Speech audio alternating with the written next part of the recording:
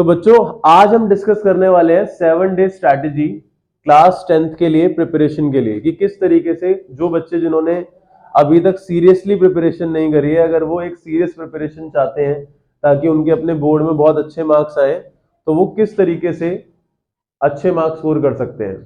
तो यहाँ पे हम 7 डे स्ट्रैटेजी की बात कर रहे हैं। तो सबसे पहले आपको ये पता होना चाहिए आपको कवर क्या करना है, आपका सिलेबस क्या है। The first thing is your syllabus और उसकी वेटेज। ठीक है, तो आप लोगों को पता है कि भाई मेरा रीडिंग स्किल्स है जो कि कितने मार्क्स का है, 20 मार्क्स का। फिर इसके बाद आप लोगों का राइटिंग है जो कि कितने मार्क्स का है, 10 मार्क्स का। फिर आपका ग्रामर है, ग्रामर भी आपका कितने मार्क्स का है, 10 मार्क्स का। और उसके बाद आप लोगों का लिटरेचर है जो कि है 40 मार्क्स का। अब लिटरेचर के अंदर भी अगर हम बात करें तो आपकी 2 किताबें हैं, जिनमें से एक है फर्स्ट फ्लाइट, दूसरी है फुटप्रिंट विदाउट फीट। उन दोनों किताबों में से 27 मार्क्स की जो किताब है वो आपकी पहली वाली किताब है फर्स्ट फ्लाइट, और बाकी 13 मार्क्स का जो पार्ट है वो दूसरी वाली किताब है जिसका नाम है फुटप्रिंट्स विदाउट फीट। तो मुझे ऐसा लगता है कि आपको सबसे पहले, अगर वेटेज में ये साफ साफ दिखाई दे रहा है कि कुछ चीजें ऐसी हैं जो ज्यादा है, तो आपको पहले उसे प्रिपेयर करना चाहिए। आपकी प्रायोरिटी में सबसे पहले वही चीजें होनी चाहिए। जैसे कि अगर हम बुक को कवर करने की बात करें, कोई बच्चा किसी पे अगर ज्यादा टाइम नहीं है तो वो ज्यादा से ज्यादा फोकस जो कर सकता है वो फर्स्ट फ्लाइट पे कर सकता है। अब रही बात है कि फर्स्ट फ्लाइट में मैं करूं तो क्या करूं, क्या मैं एनसीईआरटी करूं, ये करूं या वो करूं, तो ये पर्सन टू पर्सन डिपेंड करता है। अगर कोई बच्चा ऐसा है जिसने ऑलरेडी फर्स्ट फ्लाइट के सारे चैप्टर्स जो है वो बहुत अच्छे से कर रखे हैं, समरी कर रखी है, तो वो एनसीईआरटी के लिए जा सकता है। अगर किसी बच्चे ने समरी भी कर रखी है, एनसीईआरटी भी कर रखा है, तो फिर वो टेक्सचुअल लैंग्वेज जो है उसको गो थ्रू बहुत अच्छे से कर सकता है, ताकि उसके आंसर में वो टेक्सचुअल लैंग्वेज आने लग जाए, ताकि वो पूरे मार्क्स स्कोर करे। अगर किसी बच्चे ने कुछ कर ही नहीं रखा और वो एनसीईआरटी करने के लिए जा रहा है, तो मुझे नहीं लगता कि 7 दिन का बेनिफिट होगा उसे 7 दिन के अंदर कोई भी, क्योंकि एनसीईआरटी में उसे बहुत ज्यादा टाइम लग जाएगा। तो उसको समरी से जाना चाहिए।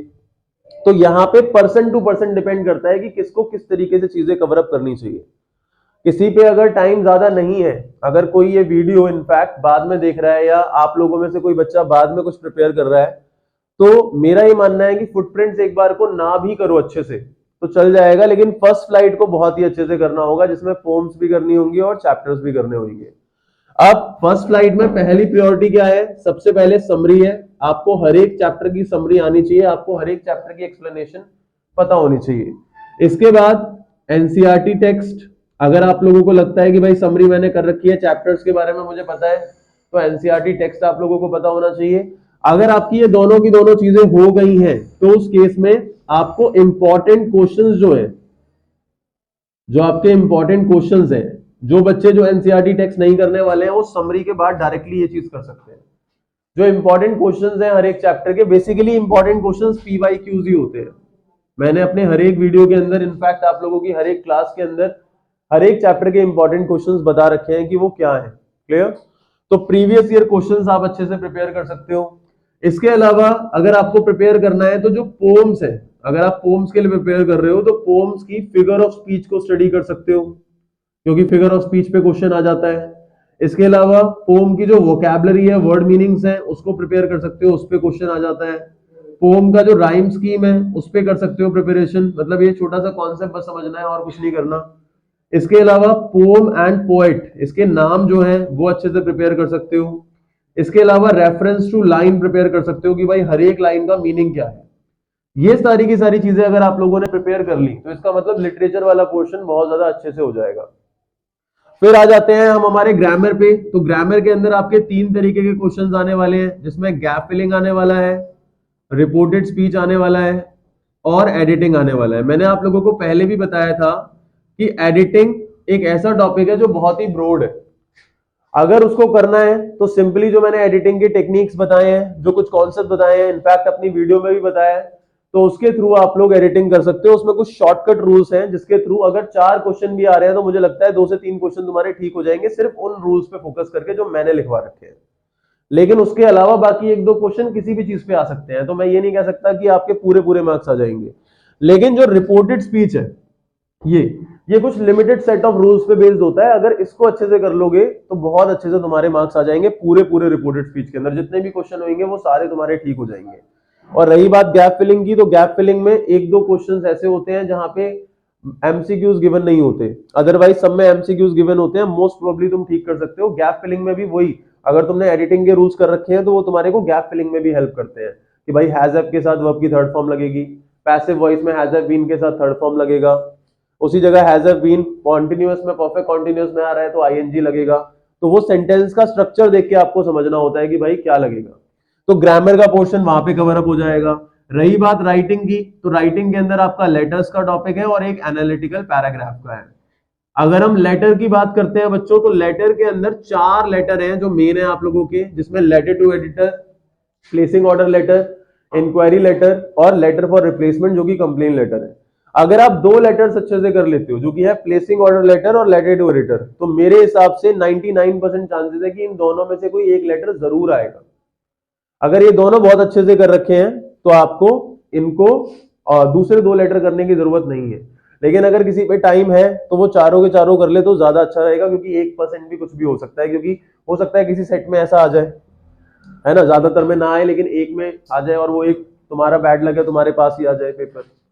ठीक है। और अगर अगर दोनों ही आ गए, लेटर टू एडिटर और प्लेसिंग ऑर्डर, तो मेरी सजेशन है प्लेसिंग ऑर्डर को करो अगर बहुत अच्छे से लर्न कर रखा है, और लर्न लिख लिख के करो, पढ़ पढ़ के मत करो, बार बार रिपीट करो, क्योंकि प्लेसिंग ऑर्डर में गलती के चांसेस बहुत कम है। लेटर टू एडिटर हमारे को खुद से बना के लिखना पड़ता है।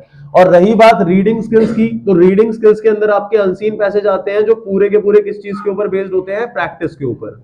अब हम ये बात करते हैं कि ये सब कुछ हम 7 डेज में कैसे करने वाले हैं, 7 डेज का जो क्राइटेरिया है वो क्या है। तो एक एक करके मैं बताता हूं। जैसे अगर हम बात करते हैं डे 1 की, मेरे हिसाब से डे 1 में हमारे को वो चीजें करनी चाहिए जो कंफर्म है, जो आनी ही है, जिनका पक्का पक्का है। तो मैं ये मान के चलता हूं कि हम अपना एक डे जो है वो राइटिंग स्किल्स को दे रहे हैं। ठीक है, चल रही है वीडियो, नहीं चल रही? हाँ। तो हमारा जो डे 1 है वो हम राइटिंग स्किल्स को दे देते हैं, जो कंफर्म है, आना ही आना है। अब एनालिटिकल पैराग्राफ प्रैक्टिस पे बेस्ड है, लेकिन स्टार्टिंग का पैराग्राफ जो है वो लर्न किया जा सकता है, एंडिंग में कंक्लूजन को भी इनफैक्ट थोड़ा सा प्रिपेयर किया जा सकता है। अदरवाइज बीच में जो भी करना है वो सारा प्रैक्टिस पे बेस्ड है, आपको खुद से ही चीजें करनी पड़ेंगी। तो यहाँ पे डे 1 के अंदर अगर तुम कुछ प्रिपेयर करना चाहते हो तो वो तुम लेटर्स को लर्न कर सकते हो और एनालिटिकल पैराग्राफ को समझ सकते हो कि भाई होता क्या है, ये होता क्या है, इस चीज पे फोकस कर सकते हो। तो ये हो गया आपका डे 1। डे 1 में आप सिर्फ राइटिंग स्किल्स पे फोकस करोगे। फिर आ जाता है डे 2। तो डे 2 के अंदर आप ग्रामर पे फोकस कर सकते हो। ग्रामर पे मेरा फोकस करने का मतलब ये है, अच्छे से रिपोर्टेड स्पीच के रूल स्टडी कर लो, अच्छे से एडिटिंग के कॉन्सेप्ट स्टडी कर लो, कौन सी हेल्पिंग वर्ब के साथ कौन सी वर्ब आती है, बस इससे है मेरा मतलब। ठीक है, तो डे 2 में हमने ग्रामर पे पूरा ध्यान दे दिया, थोड़ी बहुत प्रैक्टिस कर ली। फिर आ जाता है हमारा डे 3 और डे 4 और डे 5। मेरे हिसाब से ये तीनों के तीनों डेज जो है ये लिटरेचर के लिए होने चाहिए, जिसमें हम एक काम कर सकते हैं। डे 3 में फर्स्ट स्लाइड के सारे चैप्टर्स कर लिए, क्योंकि बहुत ज्यादा नहीं है। देखो बेकर, अगर शुरुआत से बात करें, letter to God, Nelson Mandela, 2 stories about flying, इसके 2 पार्ट है, 4 हो गया। डायरी ऑफ एन फ्रैंक 5 हो गया। फिर ग्लिम्पसेस ऑफ इंडिया के 3 पार्ट है, 7 हो गया। टोटल 10 चैप्टर होंगे, लेकिन कई सारे पार्ट जो है वो बहुत छोटे छोटे हैं, बहुत जल्दी हो जाएंगे और तुम्हारे को सिर्फ समरी करनी है। अगर तुम ये रिवीजन मेरी वीडियोस के थ्रू करते हो ना, हर एक चैप्टर ज्यादा से ज्यादा 7-8 मिनट का है, 10 मिनट का है, बस, इससे ज्यादा नहीं है।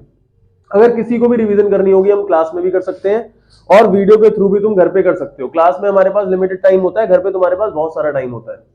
तो 7-8-10 मिनट एक वीडियो के हैं तो टोटल 100 मिनट चाहिए, मतलब टोटल 2 घंटे में तुम्हारा पूरा का पूरा लिटरेचर कवर अप हो जाएगा। और वीडियो में मैंने साथ के साथ बता रखा है कि भाई इंपॉर्टेंट क्वेश्चंस क्या हैं, उन इंपॉर्टेंट क्वेश्चंस को प्रिपेयर कर सकते हो। तो ये आपका डे 3 हो गया फर्स्ट स्लाइड के चैप्टर, डे 4 हो गया पोम्स और डे 5 हो गया फुटप्रिंट्स विदाउट फीट। तो ये पूरा का पूरा तुम्हारा कवर अप हो गया, इसके अंदर कुछ नहीं बचा, बस रीडिंग स्किल्स बचा है। अब रीडिंग स्किल्स के लिए मेरा ये कहना है कि आपको अलग से कोई टाइम देने की जरूरत नहीं है। ये day 1, day 2, day 3, day 4, day 5, इन 5 दिन जो मैं प्रैक्टिस पेपर डेली बेसिस पे भेज रहा हूं, उन पेपर्स को सॉल्व करो और उसमें कुछ चीजों का बस ध्यान रखो। जो बच्चे पहले क्वेश्चन पढ़ते हैं, पहले क्वेश्चन मत पढ़ो, उसका कोई फायदा नहीं है। पहले पैसेज ही पढ़ो, टाइम को यूटिलाइज करो, पहले पैसेज पढ़ो, थॉरोली पढ़ो अच्छे से, और उसके बाद क्वेश्चन को आंसर करो। यही करना है। तुम ये डरो मत कि किसी के 13 आ रहे हैं, 14 आ रहे हैं, 15 आ रहे हैं, 16 आ रहे हैं, सर मेरे बढ़ ही नहीं रहे। तुम बस प्रैक्टिस पे फोकस करो, मार्क्स पे फोकस मत करो। हाँ, हर बार अगर कोई भी नया वर्ड आ रहा है तो उसको फाइंड आउट जरूर करो कि भाई इसका मीनिंग क्या है, इसका मीनिंग क्या है, ये लाइन मुझे समझ में नहीं आई है एंड तक, सर मेरे को बताओ इस लाइन का मीनिंग क्या है। अगर तुमने इस चीज पे ध्यान दे दिया और पांचों के पांचों पेपर सॉल्व करे, रोज रात को हमारा जो लाइव सेशन हो रहा है, डिस्कशन हो रहा है, उसमें कैलकुलेशन करके मार्क्स भेजे, तुम्हारे 30 में से नहीं 20 में से मेरे हिसाब से कम 16-17 मार्क्स तो कम से कम आने ही आने हैं रीडिंग के अंदर। समझ में आ रही है बात? तो रीडिंग के लिए आपको ये करना है। और रही बात डे 6 की और डे 7 की, ये दोनों हमारे जो डेज बचे हुए हैं इस पे आप प्रैक्टिस कर सकते हो, इसमें आप प्रैक्टिस कर सकते हो, आप सैंपल पेपर्स को सॉल्व कर सकते हो। आपने पूरा का पूरा सिलेबस कर लिया है, अब आप क्या करो, क्वेश्चन सॉल्व करो, चैप्टर के आरटीसी सॉल्व करो, शॉर्ट क्वेश्चंस लिख के देखो, लॉन्ग क्वेश्चंस अटेम्प्ट करके देखो। क्योंकि कई बार हम लोग क्या करते हैं, बच्चों सिलेबस तो कर लेते हैं, लेकिन जब क्वेश्चन पेपर आता है ना, उसमें क्वेश्चन समझ ही नहीं आते कि करना कैसे है अटेम्प्ट। इसीलिए कम से कम एक दिन, अगर आपको लगता है 2 दिन नहीं हो पा रहे, तो कम से कम एक दिन पूरा का पूरा थॉरोली सुबह से लेकर शाम तक इसी पे फोकस करना है। वैसे मैंने एक फैसला किया है कि हमारी 25 तारीख को कोई भी ऑफलाइन क्लास नहीं होगी, 25 तारीख को लाइव क्लास रहेगी, और वो लाइव क्लास बहुत लंबी क्लास रहेगी, मतलब मैराथन ही रहेगा पूरा का पूरा। उस मैराथन के अंदर क्या रहेगा, सुबह से लेकर शाम तक थोड़े थोड़े गैप होंगे आधे आधे घंटे के, अदरवाइज वो लाइव सेशन कंटिन्यू चलता ही रहेगा। उस लाइव सेशन के अंदर हम सुबह से लेकर शाम तक सैंपल पेपर सॉल्व करते रहेंगे। बीच बीच में आप जा सकते हो, अपना रेस्ट करा, या मैं रेस्ट के टाइम दूंगा कि भाई इस टाइम पे हमारा रेस्ट है, इस टाइम पे रेस्ट है। मतलब लाइव सेशन तो कंटिन्यू रहेगा पूरा का पूरा, लेकिन उसमें रेस्ट रहेंगे, जहां आप रेस्ट कर सकते हो या लंच कर सकते हो या डिनर कर सकते हो, लेकिन पूरे दिन हमारी क्लास चलती रहेगी, जिसके अंदर हम शॉर्ट आंसर प्रैक्टिस करेंगे, लॉन्ग आंसर प्रैक्टिस करेंगे, ग्रामर प्रैक्टिस करेंगे। 25 तारीख को हमारा यही होने वाला है, ठीक है। तो इस तरीके से ज्यादा प्रैक्टिस आप लोगों को करनी पड़ेगी। अगर आपने ये सारी चीजें फॉलो कर ली तो मेरी गारंटी है कि आपके 80 में से कम से कम मेरे हिसाब से 70 मार्क्स आ सकते हैं, कम से कम 70 मार्क्स, अगर इन चीजों पे फोकस कर लिया तो। हाँ, किसी की अगर ग्रामेटिकल एक्यूरेसी नहीं है तो वो सफर थोड़ा कर सकता है, हो सकता है कि उसके 60-65 तक जाए, लेकिन अगर किसी की ग्रामर एक्यूरेसी है 70 से कम तो मुझे नहीं लगता आएंगे उसके, ठीक है। और अगर किसी के 60 भी आ गए और स्कूल से तुम्हारे 16-17 मार्क्स भी गए हैं, तो भी तुम्हारे 77 तक तो जाएंगे मार्क्स कम से कम, डिस्टिंक्शन तो आएगी एक सब्जेक्ट के अंदर। समझ में आई बात? तो this is our 7 day strategy.